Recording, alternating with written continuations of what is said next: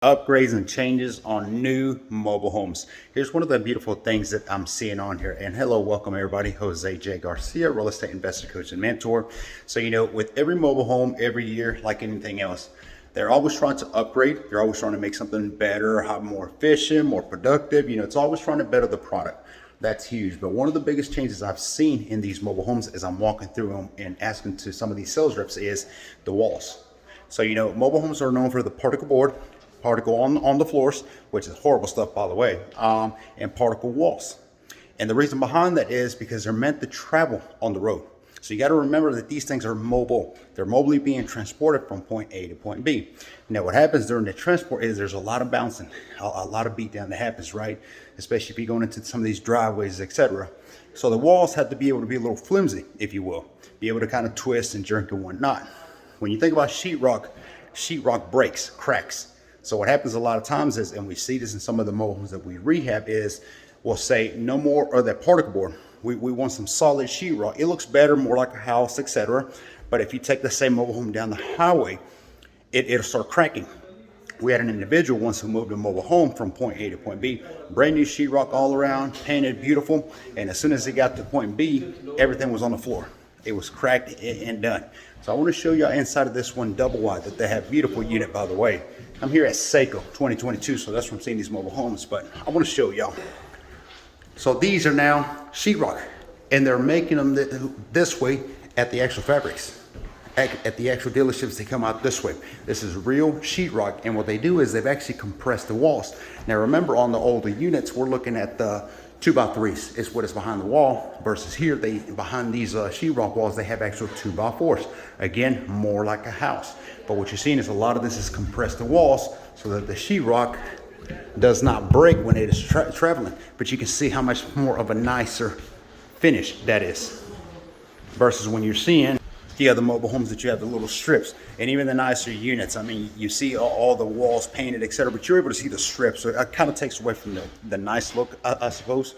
So I'm going to walk you up to the back and show you a few more. But I mean, these things here are absolutely beautiful. Just a 3-bedroom, 2-bath, double wide that I'm looking on here. And another thing I just noticed, so check this out. I was not a fan of these in the past. I don't think I'm a fan now, and that is the windows above the showers. I don't understand why they need to have that. That is one of those places to think about, where every place that a mobile home can leak. Okay, that is what, when I see that, that's what I'm thinking about. Because in mobile home, older ones, of course, that's where you technically see all the time when that's where the leaking is happening, and that's one of the areas.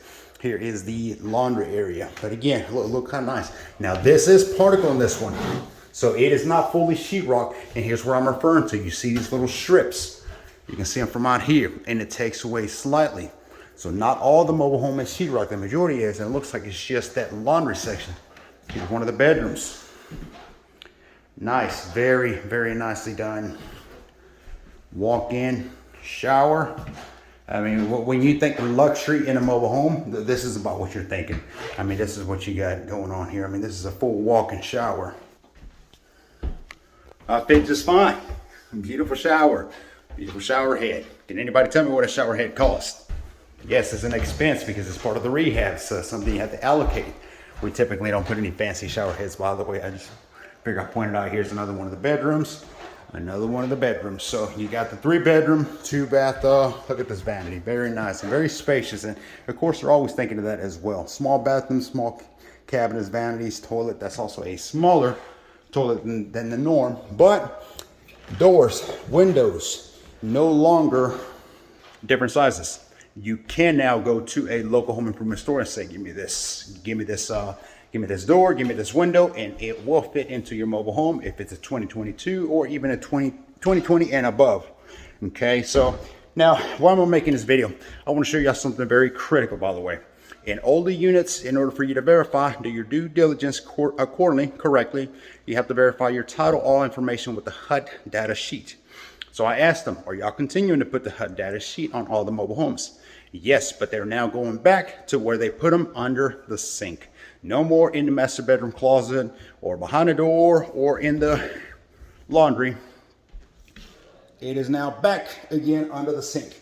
So that's great to know. That's information you need to have. Look, why am I making this video?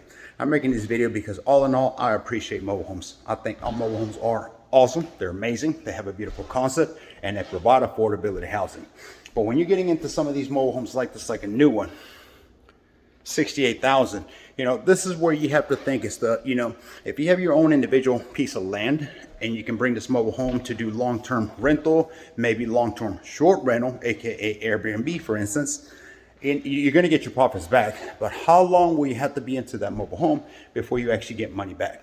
Is this something that you could buy and say, I'm going to find the nearest community and I'm going to bring this brand new unit to rent it out? That will not be a very wise investment. It will take you many, many years before you can make $68,000, $70,000 and then start profiting. Okay, park owners, that's a different story. If you want to park and you're upgrading mobile homes, this could very well be something that you bring in. All depends, of course, on your budget and what you're trying to do. But for beginner investors, which is more where I focus on, is teaching you how to get the best investment. If you have a piece of land, this would definitely be something that potentially checks out for many exit strategies. If you do not, I would say leave these be. But at the same token, even for park owners, some of you are looking to upgrade, meaning that you're simply trying to put more pads, more mobile homes inside your communities. Can you afford one for 70,000? What if you need 10 of them? What's 10 times 70K? You may not be looking for a budget like that at this time, which means that you may need from us as investors. I can find you used mobile homes, maybe 10, 15 years older than this unit, for a fraction of what this costs. And some of those need minimal work, okay? So a lot of things that we can and this is why investors and park owners, and we connect and meet and we work together. Today at first at Seco, I've met a lot of park owners and they all need many, many services.